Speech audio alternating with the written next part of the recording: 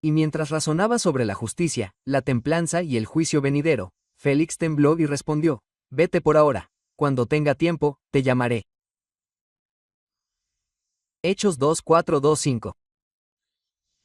Sermón de Pablo ante Félix.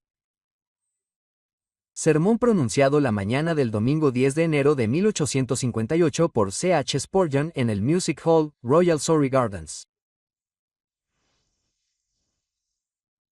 El poder del Evangelio aparece en maravillosa grandeza cuando vemos su influencia en los corazones dedicados a él cuando están sometidos a problemas, persecución y tristeza. Cuán poderoso debe ser ese Evangelio que, cuando logró entrar en el corazón de Pablo, nunca pudo ser expulsado de él. Por él sufrió la pérdida de todas las cosas. Y en cuanto a ellas, las tuvo por basura para poder ganar a Cristo. Para difundir la verdad, se enfrentó a dificultades, naufragios, peligros en tierra y peligros en el mar. Pero ninguna de estas cosas lo conmovió. Ni estimó preciosa su vida para ganar a Cristo y ser hallado en él. Persecución tras persecución. Los judíos lo azotaban con varas. Lo arrastraban de un tribunal a otro. En casi todas las ciudades no encontraba más que cadenas y cárceles. Atacado en su propio país, es acusado en Jerusalén y procesado en Cesarea. Lo llevan de un tribunal a otro para juzgarlo por su vida. Pero fíjense cómo siempre mantiene viva la pasión de su alma. Pónganlo donde quieran. Parece como Juan Bunyan, que dice: si hoy me dejan salir de la cárcel, mañana predicaré el Evangelio de nuevo por la gracia de Dios. Mencionen más que eso. Lo predicó en la cárcel. Lo proclamó ante sus jueces. De pie ante el Sanedrín, clama en relación con la resurrección de los muertos. Me están poniendo en tela de juicio. Cuando es llevado ante un juez, relata su conversión y habla tan dulcemente de la gracia de Dios que el propio rey exclama: casi me persuades a ser cristiano.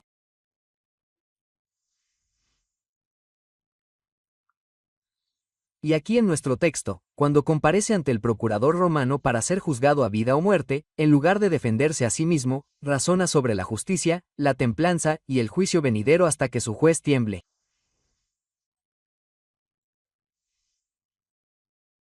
Y el que está sentado en el trono toma el lugar del prisionero, mientras que el prisionero lo juzga en anticipación de ese tiempo cuando los santos juzgarán a los ángeles como asesores con Cristo Jesús. ¿Por qué dejar que un hombre crea en el Evangelio y se decida a difundirlo, y eso lo convierte en un gran hombre? Si es un hombre desprovisto de poder, intelecto y talento, eso lo hace grandiosamente ferviente en su arduo deseo de servir a Cristo, en la pequeña medida en que puede hacerlo.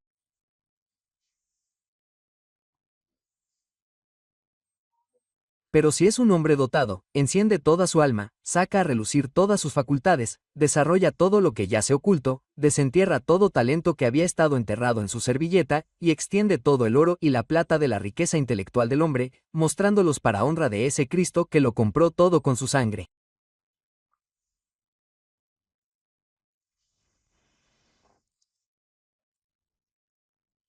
Podríamos detenernos un poco y extendernos en este pensamiento y mostrarles cómo en todas las épocas ha sido esta la verdad de que el poder del Evangelio ha sido eminentemente demostrado en su influencia sobre los corazones de los hombres, demostrando la verdad de aquella afirmación de Pablo cuando dijo que ni la tribulación, ni la angustia, ni la persecución, ni el hambre, ni la desnudez, ni el peligro, ni la espada los separarán del amor de Dios, que es en Cristo Jesús, su Señor. Pero en lugar de hacerlo, los invito a que contemplen el texto más de cerca. Tenemos ante nosotros una imagen que contiene tres personajes. Félix y Drusila sentados uno al lado del otro en el tribunal. Pablo, el prisionero, fue llevado encadenado para explicar a Drusila y Félix las doctrinas de la religión cristiana, con el fin de que pudiera ser absuelto o condenado a muerte. Tenemos a un juez extremadamente dispuesto a condenar a muerte al prisionero porque deseaba agradar a los judíos. Por otro lado, tenemos a un prisionero descarado que se presenta ante el juez y, sin ningún debate, comienza a desarrollar el Evangelio, seleccionando cierta parte del mismo descrita en nuestro texto como razonamiento sobre la justicia, la templanza y el juicio venidero. El juez tiembla, despide al prisionero a toda prisa y promete atenderlo en un momento conveniente. Nótese primero el sermón apropiado. Nótese, en segundo lugar, el público afectado, porque el público estaba ciertamente conmovido. Félix tembló. Nótese, en tercer lugar, la lamentable decepción. En lugar de atender al mensaje, vete, fue todo lo que Pablo dijo primero. Luego tenemos un sermón apropiado. Escuchemos por un momento o dos la historia de Félix. Félix fue originalmente un esclavo. Fue liberado por Claudio y se convirtió en uno de los infames favoritos del emperador. Por supuesto, en esa capacidad, complació los vicios de su amo y en todo momento estuvo dispuesto a complacer al emperador en cada deseo lujurioso de su abominable corazón. Gracias a esto fue ascendido y pasó por las etapas de promoción romana hasta que obtuvo el cargo de gobernador de Judea. Mientras fue gobernador allí, cometió todos los actos de extorsión que le fueron posibles, y llegó tan lejos que finalmente el emperador Nerón se vio obligado a destituirlo. Y habría sido severamente castigado por sus crímenes si no hubiera sido por la influencia de su hermano Palos, otro hombre liberado por el emperador a través del cual obtuvo la liberación después de una dura reprimenda. El historiador romano Tácito dice que ejerció en Judea las funciones imparciales con alma mercenaria. Puedes ver fácilmente entonces cuán apropiado fue el discurso cuando el apóstol Pablo razón o con acento agudo sobre la justicia. Félix había sido un extorsionador injusto y el apóstol eligió deliberadamente la justicia como tema de su discurso. Al lado de Félix estaba sentada Drusila. En el versículo que precede a nuestro texto, se la llama su esposa. Se dice que era judía.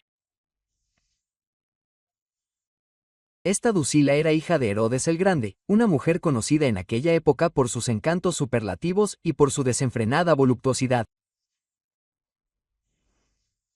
En una ocasión se había enamorado de Antio, quien, tras la muerte de Herodes, se negó a casarse con ella.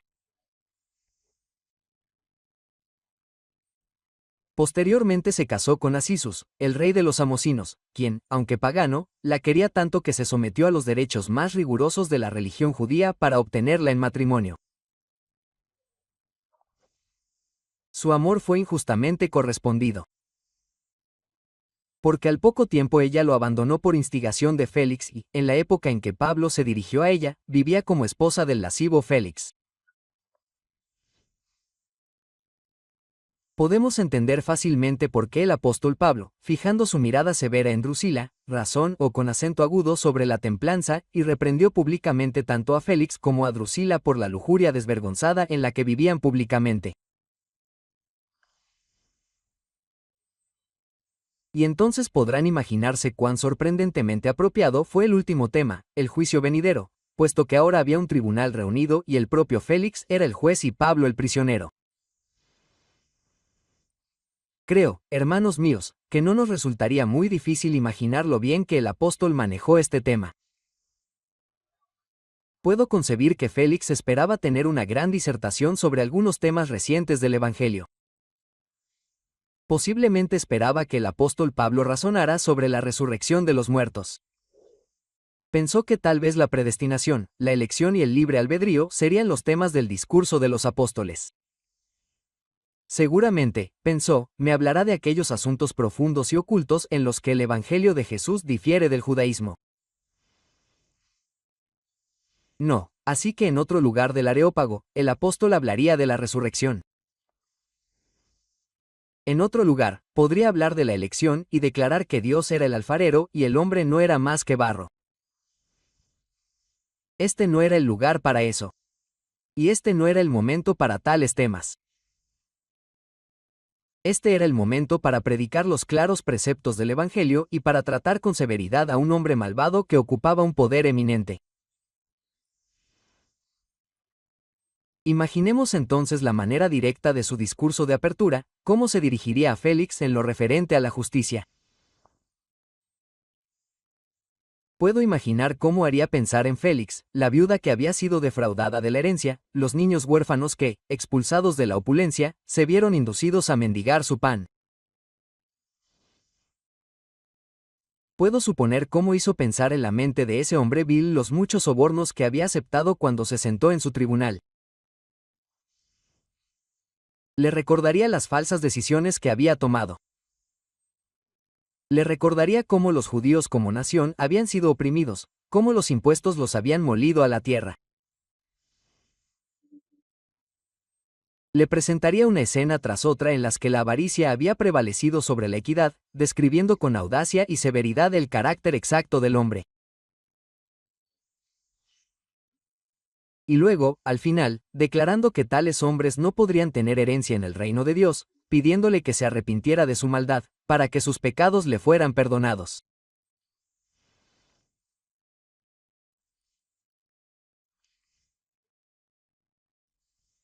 Luego, volviendo con gentileza y delicadeza al otro tema, imagino cómo fijaría sus ojos en Drusila y le recordaría que había perdido todo aquello por lo que una mujer debería vivir, y solemnemente haría valer los motivos más poderosos sobre su corazón lascivo. Y luego, volviéndose a Félix, le recordaría que los adúlteros, los fornicarios y las personas impuras no tienen herencia en el reino de Dios, recordándole cómo los vicios de un gobernante tenderían a contaminar a una nación, y cómo las iniquidades de la nación de los judíos debían serle en gran medida imputadas.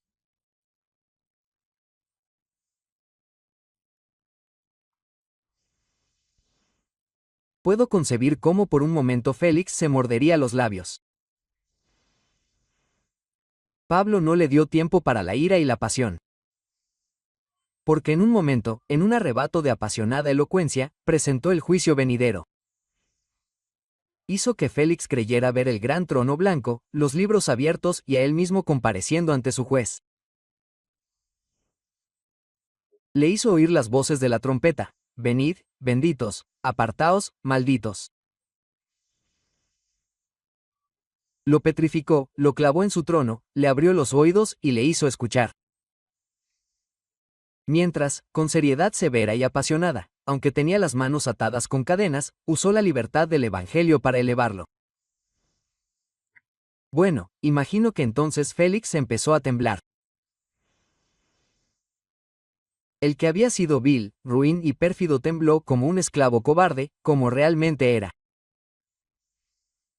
Y aunque estaba sentado en un trono, se imaginaba ya condenado.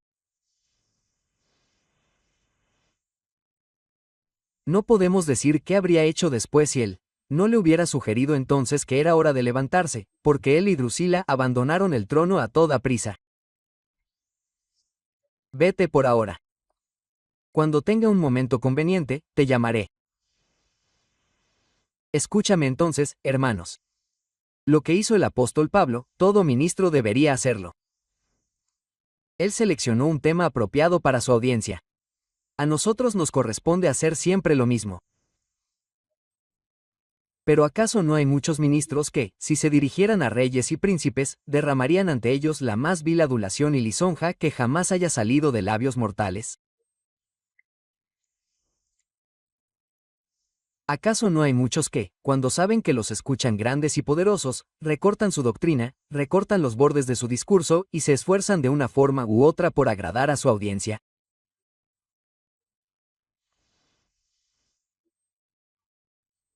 ¿Acaso no hay muchos ministros que, si se dirigieran a una audiencia antoniomista, se limitarían estrictamente a la predestinación y la reprimenda, y ministros que, si se dirigieran a una audiencia de filósofos, solo hablarían de moralidad, pero nunca mencionarían palabras como el pacto de gracia y la salvación por la sangre? ¿Acaso no hay algunos que piensan que el objetivo más elevado del ministro es atraer a la multitud y luego agradarla? Oh, Dios mío, ¿con qué solemnidad debe cada uno de nosotros lamentar su pecado si sentimos que hemos sido culpables en este asunto? ¿Qué significa haber complacido a los hombres? ¿Hay algo en ello que pueda hacer que nuestra cabeza descanse tranquila sobre la almohada de nuestra muerte? ¿Hay algo en ello que pueda darnos confianza en el día del juicio o causarnos felicidad cuando nos enfrentemos a tu tribunal? Oh, juez de vivos y muertos. No, hermanos míos, siempre debemos tomar nuestros textos de manera que podamos influir en nuestros oyentes con todas nuestras fuerzas.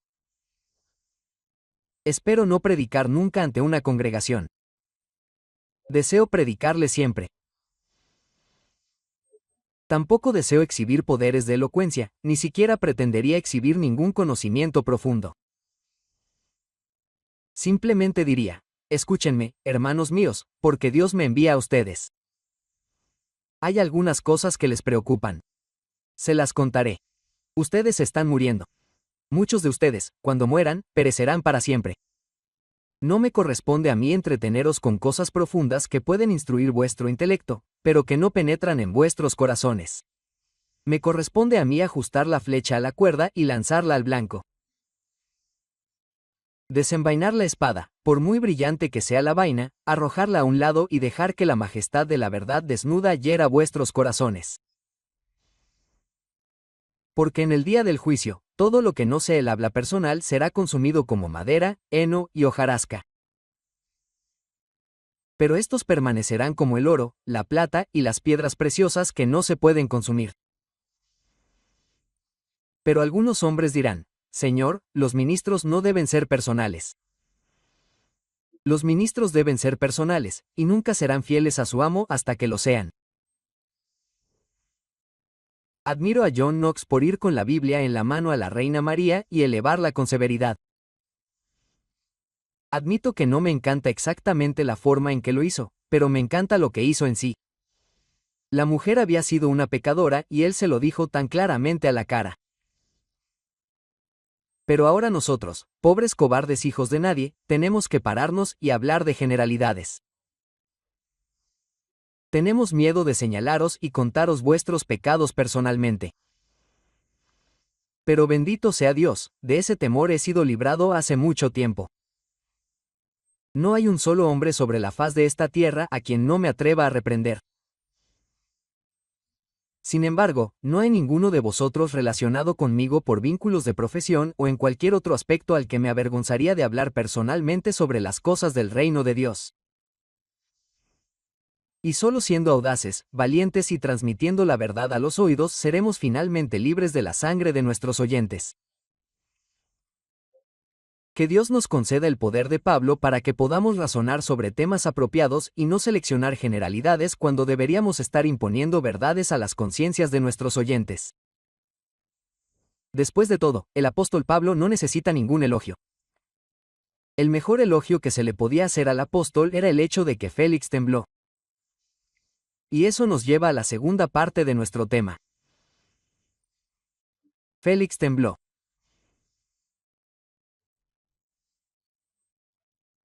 Sí, el pobre prisionero, al no tener con qué ayudarle a predicar la verdad, pero teniéndolo todo en su contra, la cadena, la vestimenta de la prisión, el carácter de alguien que había provocado sedición en una nación, este pobre prisionero, con mano creyente, se apoderó de la espada de la verdad, y con ella partió las coyunturas y los tuétanos.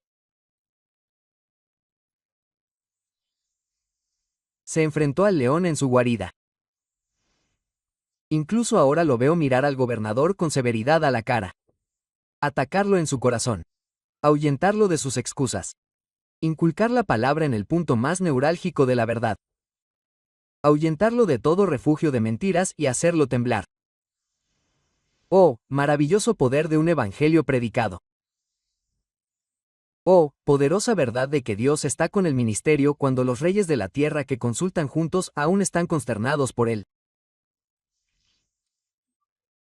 ¿Quién es aquel que no ve aquí algo más que elocuencia humana cuando un prisionero se convierte en juez y el príncipe en el trono se convierte en criminal? Félix tembló. ¿No tengo aquí algunos que han experimentado los mismos sentimientos que Félix? Un ministro que hablaba con franqueza te ha dicho algo que era demasiado claro para ti. Al principio te enojaste. Pensándolo bien, a medida que el hombre continuaba con su discurso, te disgustaste por haberle dado la oportunidad de exponerte de esa manera, tal como imaginabas. Te asaltó un pensamiento mejor y enseguida viste que el hombre no podía tener intención personal de insultarte. Y entonces tus sentimientos cambiaron. Rayo tras rayo caían de sus labios. Parecía un verdadero tonino de Júpiter sentado en su trono, lanzando relámpagos de sus labios. Empezó a temblar. En verdad, aquí tenemos a un hombre que me ha dicho todo lo que he hecho. ¿No es este hombre enviado por Cristo? Ah, y así has dado testimonio de la verdad del Evangelio. Aunque no has sentido su poder para tu salvación, has sido testigo involuntario de que el Evangelio es verdadero. Porque has sentido su poder cuando ha hecho que tus rodillas tiemblen y tus ojos se llenen de lágrimas. Pero ¿qué es lo que hace que los hombres tiemblen bajo el sonido del Evangelio? Algunos dicen que es su conciencia. Sí, y sin duda lo es. En cierto sentido, el poeta dijo, la conciencia nos vuelve a todos cobardes. Y, sin duda, cuando la exposición del ministro es fiel y pertinente a nuestro propio caso, la conciencia, si no está completamente cauterizada y muerta, hará que el manto de rubor cubra nuestras mejillas. Pero entiendo que la conciencia en sí misma está tan completamente corrupta, junto con todas las demás facultades de la humanidad, que nunca haría que un hombre llegara al extremo de temblar si no hubiera algo que obrara en la conciencia además de dejarla a su propia fuerza natural. Hermanos míos, creo que lo que algunas personas llaman convicción natural es, después de todo, obra del Espíritu. Algunos teólogos muy profundos son tan aficionados a la doctrina de que el Espíritu Santo siempre obra eficazmente que creen que el Espíritu nunca puede obrar una emoción transitoria en el alma de un hombre. Achacan esas cosas a la conciencia. Y si ven a un hombre como Félix temblando, dicen que todo es conciencia natural. Ahora bien, ¿no ven que con esto están tocando otra doctrina igualmente querida para ellos, la doctrina de la depravación total? Porque si los hombres son totalmente depravados por naturaleza, entonces, como el temblor es algo bueno, ni siquiera son capaces de eso sin alguna influencia del Espíritu Santo. El hecho es, mi oyente, que el Espíritu Santo obra de dos maneras. En los corazones de algunos hombres, obra únicamente con gracia restrictiva. Y la gracia restrictiva, aunque no los salvará, es suficiente para evitar que estallen en los vicios abiertos y corruptos en los que se entregan algunos hombres, que están totalmente abandonados a las restricciones del espíritu. Ahora bien, en Félix había una pequeña porción de esta gracia restrictiva. Y cuando el apóstol le expuso el Evangelio, esta gracia restrictiva avivó la conciencia y obligó a Félix a temblar. Fíjense que el hombre puede resistir esta gracia y la resiste. Porque el Espíritu Santo es omnipotente y nunca puede ser resistido cuando obra omnipotentemente. Sin embargo, así como un hombre fuerte a veces no puede desplegar toda su fuerza, sino que trabaja con su dedo, por ejemplo, de modo que puede permitir que incluso un mosquito o una hormiga lo venzan, así también el Espíritu Santo a veces obra solo temporalmente, y solo para propósitos buenos y excelentes, que siempre logra, pero permite que los hombres apaguen y resistan sus influencias, de modo que la salvación ni siquiera se acerque por medio de ello. Dios el Espíritu Santo puede obrar en los hombres algunos buenos deseos y sentimientos y, sin embargo, no tener el propósito de salvarlos. Pero fíjense que ninguno de estos sentimientos acompaña a la salvación segura. Porque si así fuera, continuarían. Pero Él no obra omnipotentemente para salvar excepto en las personas de sus propios elegidos, a quienes con seguridad atrae a sí. Creo, entonces, que el temblor de Félix debe explicarse por la gracia restrictiva del Espíritu que aviva su conciencia y lo hace temblar. Pero ¿qué se dirá de algunos de ustedes que nunca tiemblan? Has venido aquí esta mañana con tu rostro descarado y con tu corazón insolente y arrogante. Has estado profiriendo blasfemias al cielo, y ahora estás impasible y sin vergüenza en la casa de Dios. Aunque un ladrón se levantara de entre los muertos y con gesto conmovedor y lágrimas predicara el Evangelio, te reirías y te burlarías. Aunque un ladrón y un ladrón con lengua de trueno vinieran a predicarte, fruncirías los labios y encontrarías alguna falta en su oratoria, y sus palabras nunca llegarían a tu corazón. Oh generación impía, ¿cómo os ha abandonado Dios y cómo os ha embrujado el infierno? Oh raza de malhechores, hijos corruptores, ¿cómo estáis cauterizados? Vuestra alma lee con mirada profética la escritura en la pared. Ya estáis condenados. Ya no tenéis esperanza. Árboles arrancados de raíz, muertos 2 veces. Porque en el hecho de que no tembláis, hay prueba no solo de vuestra muerte, sino de vuestra corrupción positiva. Moriréis como sois, sin esperanza, sin confianza ni refugio. Porque el que ha perdido el sentimiento ha perdido la esperanza. Al que ha perdido la conciencia, Dios el Espíritu Santo lo ha abandonado, y no contenderá más con él para siempre. Y ahora, pasando rápidamente por alto este punto del auditorio tembloroso, llegamos en el siguiente lugar a la lamentable decepción que experimentó Pablo cuando vio a Félix levantarse apresuradamente y despedirlo de su presencia. Es maravilloso, dijo una vez un buen hombre a un ministro. Es maravilloso ver a toda una congregación conmovida hasta las lágrimas por la predicación de la palabra. Sí, dijo ese ministro, es maravilloso. Pero yo conozco una maravilla 10 veces mayor que esa. La maravilla es que esas personas se enjugaran tan pronto las lágrimas y olvidaran lo que habían oído. Es maravilloso que Félix temblara ante Pablo. Es más maravilloso que Félix dijera, vete. Es extraño. Es sumamente extraño que cuando la palabra toca la conciencia, incluso entonces el pecado tiene tal poder sobre los hombres que la verdad es rechazada y expulsada del corazón. Félix, infeliz Félix, ¿por qué te levantas de tu tribunal? ¿Es que tienes mucho negocio que hacer? Detente, Félix. ¿Dejas que Pablo te hable un minuto más? Tienes negocios, pero ¿no tienes negocios para tu alma? Detente, hombre infeliz. ¿Vas a ser de nuevo un ladrón? ¿Vas a hacer que tus riquezas personales sean mayores otra vez? Oh, detente. ¿No puedes dedicar un minuto más a tu pobre alma? Es para vivir para siempre. ¿No has guardado para ello? Sin esperanza del cielo, sin sangre de Cristo, sin perdón de pecados, sin espíritu santificador, sin justicia imputada. Amén.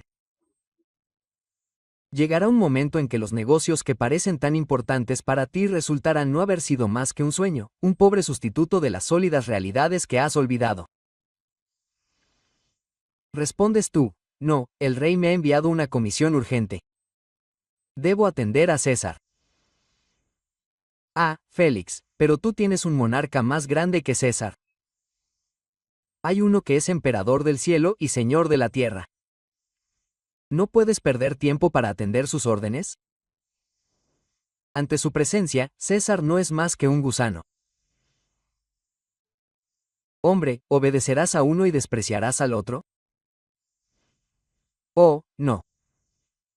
Sé lo que no dices.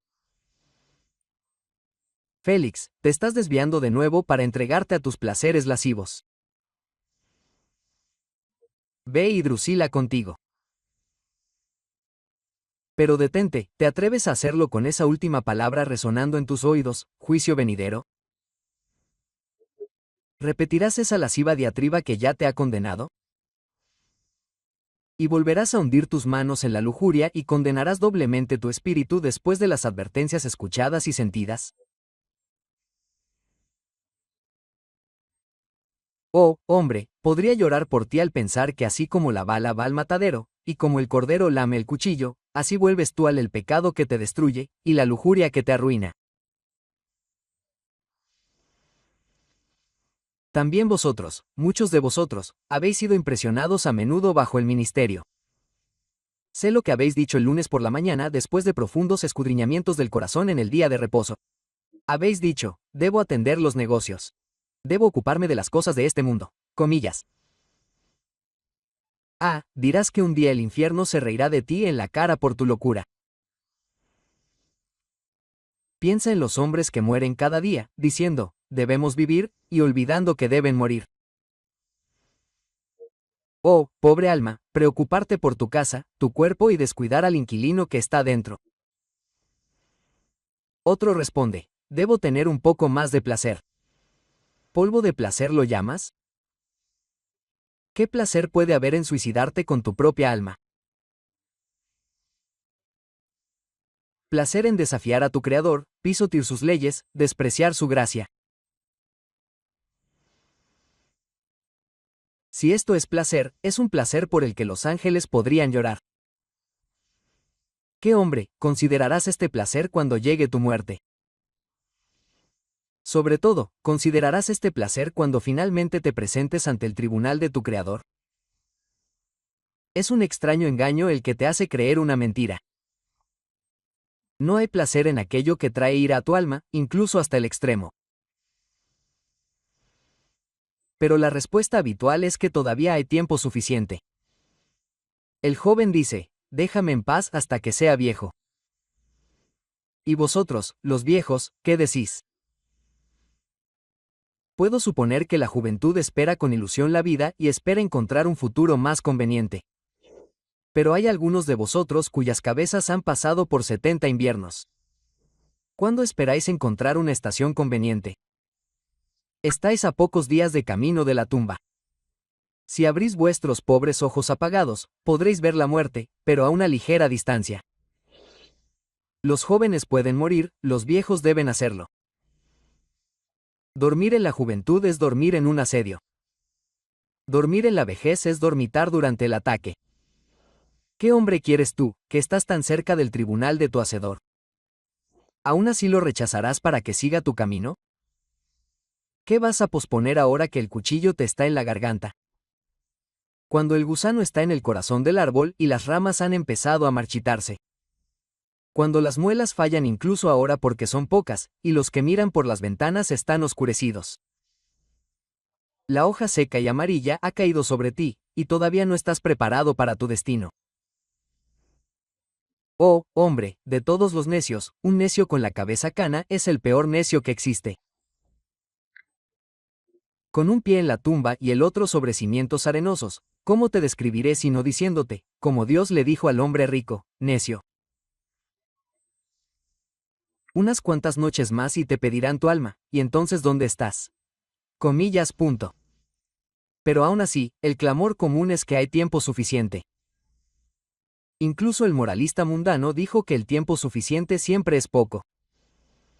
Tiempo suficiente, hombre. ¿Para qué? Seguramente has pasado suficiente tiempo en el pecado. El tiempo transcurrido puede bastarte para haber hecho la voluntad de los gentiles. ¿Qué tiempo suficiente para servir a un Dios que entregó su vida por ti? No, la eternidad no será demasiado larga para pronunciar sus alabanzas. Y, por lo tanto, no puede ser demasiado largo para amarlo aquí y servirlo los pocos días que te quedan de vida en la tierra. Pero detente, razonaré contigo. Vamos, Félix. No te irás esta mañana hasta que toda mi alma se haya derramado sobre ti. No hasta que te haya rodeado con mis brazos y haya intentado impedirte esta vez que te apartes del rostro de aquel que te pidió que vivieras. Dijiste otra vez, ¿cómo sabes que alguna vez volverás a sentir lo que sientes ahora? Esta mañana quizá una voz te diga en el corazón, prepárate para encontrarte con tu Dios. Mañana esa voz se acallará. Las gradas del salón de baile y del teatro apagarán esa voz que te advierte ahora, y quizá nunca más la vuelvas a oír. Todos los hombres tienen sus advertencias, y todos los hombres que perecen han tenido una última advertencia. Quizá esta sea tu última advertencia. Hoy se te dice que, a menos que te arrepientas, perecerás. A menos que pongas tu confianza en Cristo, serás desechado para siempre. Quizá ningún labio honesto vuelva a advertirte. Quizá ningún ojo lloroso vuelva a mirarte con afecto. Hoy Dios está apretando el freno para contener tu lujuria. Quizás si hoy rechazas el freno y te lanzas locamente, Él arrojará la lluvia sobre tu espalda, diciendo, déjalo en paz. Y entonces es una oscura carrera de obstáculos entre la tierra y el infierno. Y la correrás en una loca confusión, sin pensar nunca en un infierno hasta que te encuentres más allá de la advertencia, más allá del arrepentimiento, más allá de la fe, más allá de la esperanza. Pero, de nuevo, ¿cómo sabes si alguna vez volverás a tener estos sentimientos? Dios te aceptará entonces. Hoy, dice, hoy si escuchas su voz, no endurezcas tu corazón. En esta hora su amor llora por ti, y su compasión anhela por ti. Hoy dice, venid, estemos a cuenta. Aunque vuestros pecados sean como la grana, vendrán a ser como blanca lana, y aunque sean rojos como el carmesí, serán más blancos que la nieve. ¿Le haces hoy oídos sordos? ¿Renuncias hoy a su invitación y desprecias su advertencia? Presta atención. Puede que un día necesites lo que ahora desprecias. Y entonces puedes clamar a Él, pero no te escuchará. Entonces puedes rezarle, pero Él ignorará tu oración. Y su única respuesta será, te llamé. ¿Recuerdas el Sorry Music Hall aquella mañana? Te llamé y te negaste. Te apoyaste contra esa columna debajo de la galería. Te llamé y te negaste. Extendí mis manos como si quisiera llevarte a mi seno, y nadie me hizo caso. Estabas allí en la galería. Escuchaste, pero fue como si no oyeras. Por lo tanto, oh, la terrible conclusión. También yo me reiré de tu calamidad. Me burlaré cuando te sobrevenga lo que temes. Espera. Esas no son mis palabras, son las palabras de Dios. Buscad el libro de Proverbios y encuéntralas allí. Sería duro para mí decir algo de Dios, pero Dios lo dice de sí mismo, y Dios es veraz, aunque todo hombre sea mentiroso. Y si es veraz, ¿cómo sabes que no despreciará tu oración un día, acallará tu clamor y te desterrará para siempre?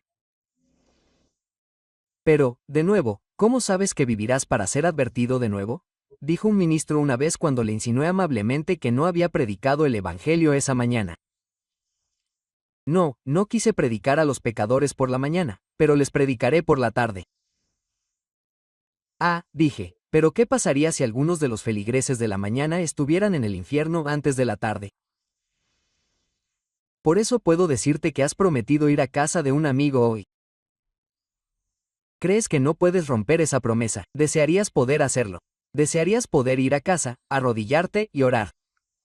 Pero no, no puedes porque tu promesa te obliga. Tendrás una temporada conveniente uno de estos días. Y por eso Dios Todopoderoso esperará la conveniencia del hombre. ¿Cómo sabes que vivirás hasta que llegue esa conveniencia? Un poco de calor o demasiado frío en el cerebro. Un poco de flujo sanguíneo demasiado rápido o una circulación demasiado lenta. Un pequeño giro de los fluidos del cuerpo en la dirección equivocada y estás muerto. Los peligros acechan por todo el suelo para llevarte a la tumba y las enfermedades feroces esperan para apresurar a los mortales a casa. Oh, ¿por qué te atreves a posponer las cosas y decir, ya es tiempo suficiente? ¿Se salvará alguna vez tu alma al decir, ya es tiempo suficiente? El arzobispo Tillotson bien dice, un hombre podría decir, estoy decidido a comer, pero la determinación de comer nunca alimentaría su cuerpo. Un hombre podría decir, estoy decidido a beber, pero la determinación de beber nunca saciaría su sed. Y tú puedes decir, estoy decidido a buscar a Dios poco a poco. Pero tu determinación no te salvará. No es el oidor olvidadizo, sino el hacedor de la palabra el que será bendecido en ella. Oh, que ahora puedas decir, hoy, Dios mío, hoy confieso mi pecado. Hoy te pido que manifiestes tu gracia. Hoy recibe mi alma culpable y muéstrame la sangre de un Salvador. Hoy renuncio a mis locuras, mis vicios y mis pecados constreñidos por la gracia soberana. Hoy desecho mis buenas obras como mi base de confianza. Hoy clamo, no traigo nada en mis manos, simplemente me aferro a tu cruz. Oh, feliz ministro que tendrá tal audiencia. Más feliz que Pablo si supiera que su congregación había dicho esto. Ven, oh Espíritu Santo, y atrae los corazones reacios y haz que se inclinen ante el cetro de la gracia soberana. La predicación, como ves, me quita la voz. Ah, no es eso. No es la predicación, sino el suspirar por vuestras almas lo que es el trabajo duro. Podría predicar para siempre. Podría estar aquí día y noche para contar el amor de mi Maestro y advertir a las pobres almas. Pero es la idea posterior la que me seguirá cuando descienda de este púlpito pasos que muchos de vosotros, mis oyentes, descuidaréis esta advertencia. Iréis, caminaréis por la calle, bromearéis, reiréis. Mi Maestro dice, Hijo de hombre, ¿has oído lo que dicen de ti los hijos de Israel? Mira, eres como uno que tañe una melodía con un instrumento. Se alegran contigo, y se van. Comillas. Sí, pero eso sería poco. Que se rían de mí no es una gran dificultad para mí. Puedo deleitarme con burlas y mofas, las caricaturas, las sátiras y las calumnias son mi gloria. De estas cosas me jacto. Sí, en estas cosas me regocijaré. Pero que te apartes de tu propia misericordia.